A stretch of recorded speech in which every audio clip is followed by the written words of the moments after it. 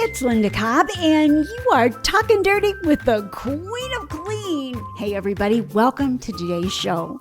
Today, we're going to talk about things that are bugging us.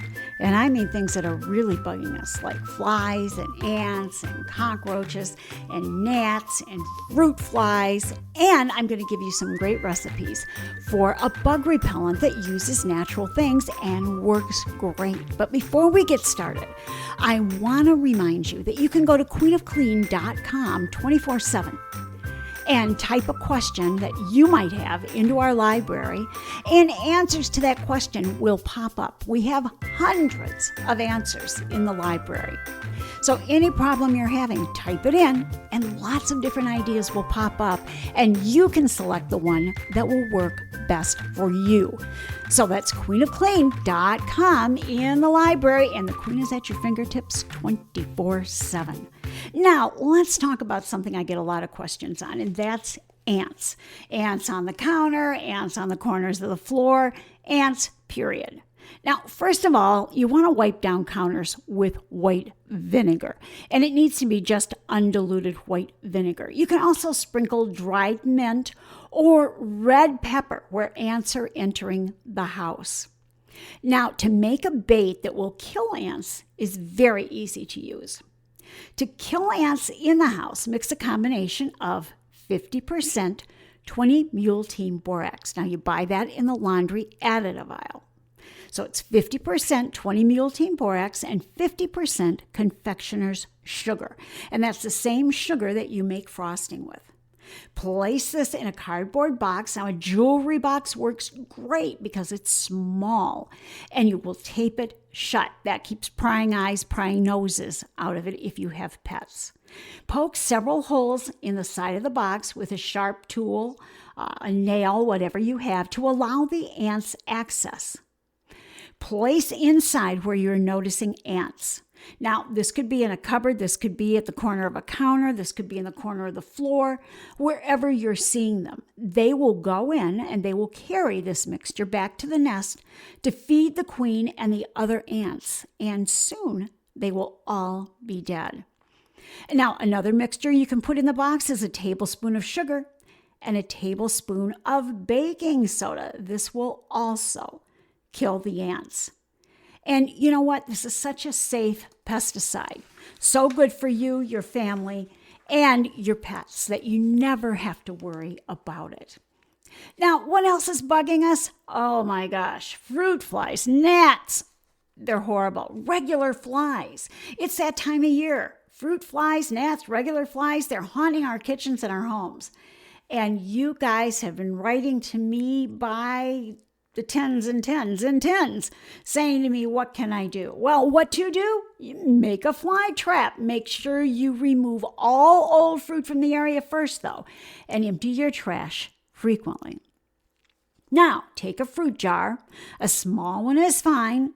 Colored one is great because it conceals the flies from view. You can use a jelly jar, a peanut butter jar, pickle jar, olive jar. It doesn't need to be large. And if you want the outside to be opaque, just spray it with some paint on the outside of the container. Now, this is what you're going to do. You're going to take that jar and you're going to put about a quarter cup of apple cider vinegar in it. Now, apple cider vinegar is that brown colored vinegar. And you need to use this because it's the fragrance, that sweetness of the apple that attracts the fruit flies so that you can contain them and get rid of them. So it's a quarter cup of apple cider vinegar and a teaspoon of sugar. Now you'll stir that up to mix it well. Then you will add a drop or two of dish soap. Now positively do not add more than that. That is where people fail. They add too much dish soap. The flies have to be able to smell and be attracted to that apple cider vinegar. If you use more dish soap, it will not work. And do not stir it. It needs to sit on the surface of the vinegar. So again, it's a drop or two of dish soap. Now, you'll put some holes in the jar lid and screw it back on. And check it every day or so and refresh it every 3 or 4 days. Now, if you don't have a lid or you don't want to poke holes in it, you can use plastic wrap over it and put a rubber band around it. Then you'll poke some holes in it with a toothpick, but be careful you don't poke the holes too big. Truth being, the lid works better than the plastic wrap. Now, let's talk about something else we can do to get rid of ants that we're seeing on counters and corners of the floor. You can fill a few paper or cotton bags with dry coffee grounds. And don't use plastic bags, that won't work. The idea is the smell is what deters the ants. Now, you'll leave them wherever you have seen the ants, like inside cabinets or on windowsills, and you'll change out these bags every other week or as needed. Why does it work? The strong aroma of coffee may attract you and I, but it is unbearable to ants, and the caffeine is totally toxic to them, so they stay away. Now, let's talk about cockroaches. To eliminate cockroaches without using harsh chemicals, you can put together this bait. 1/3 cup 20 Mule Team Borax. Now remember, you find that in the laundry additive aisle. So again, it's 1/3 cup 20 Mule Team Borax, 1/3 cup of cornmeal, 1/3 cup of flour, and a dash of powdered sugar. You're going to sprinkle this in crevices under sinks and vanities where roaches love to hide. And remember to keep insect killers away from children and pets. That's why we do it in the back corners of cupboards and sinks and vanities. Actually, what happens is the roaches will walk through it. And believe it or not, they're very clean. They will wash themselves and ingest it. And that will be the end of the roaches. Now, another one you can use, you can combine a mixture of 50% boric acid, which you can find in the drugstore, 25% sugar, and 25% powdered creamer.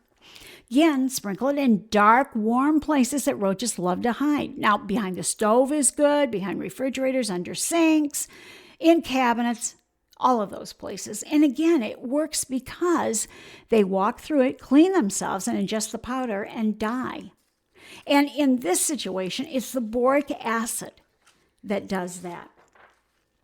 Now, I want to talk to you about how to make a natural and safe mosquito bug spray. And you do it with essential oils. Now, what you're going to do is fill an amber or other dark spray bottle, half full, with distilled or boiled water. Now, an amber or dark bottle versus a regular plastic one is much better for use with essential oils because it keeps the essential oils safe by protecting them from UV light. Plus, the glass is not affected by strong oils like citrus, whereas plastic reacts to citrus oils and is not recommended for use with them. So this is all you're going to do. Add witch hazel to fill almost to the top. Now, that can be used as an astringent. You'll find it in the drugstore. It's witch hazel. And you're going to, again, fill that bottle almost to the top. Add 1/2 teaspoon of vegetable glycerin. Find that on Amazon or in drugstores.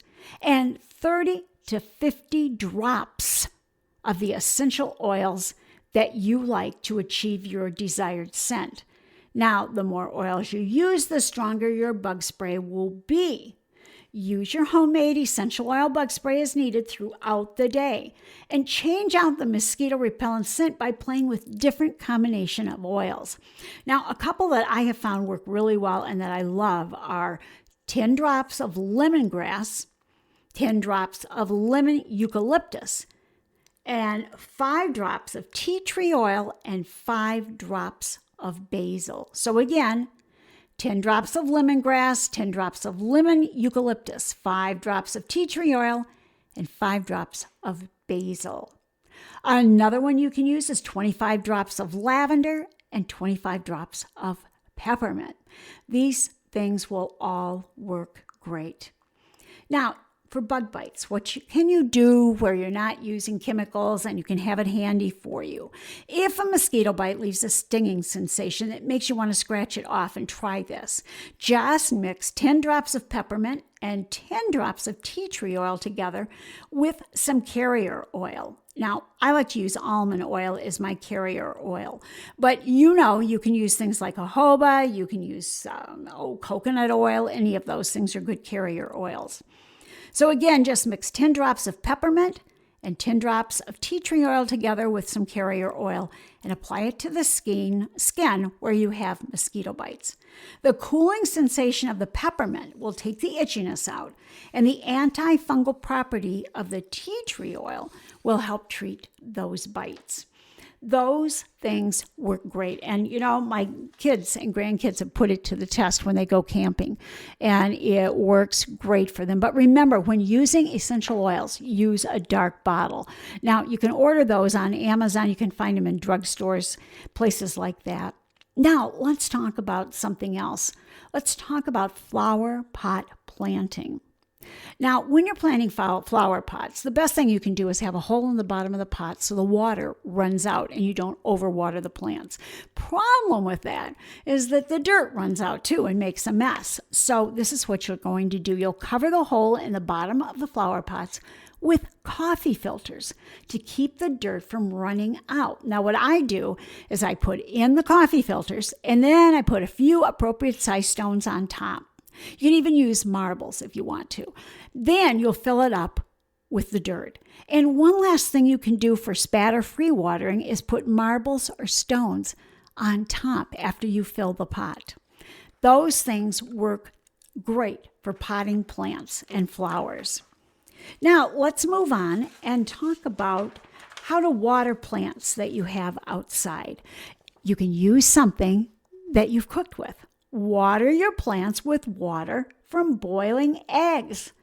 You let the boiling water cool to room temperature, or you store it in the refrigerator. It is great for giving minerals to your plants. You can also use club soda that has lost its fizz.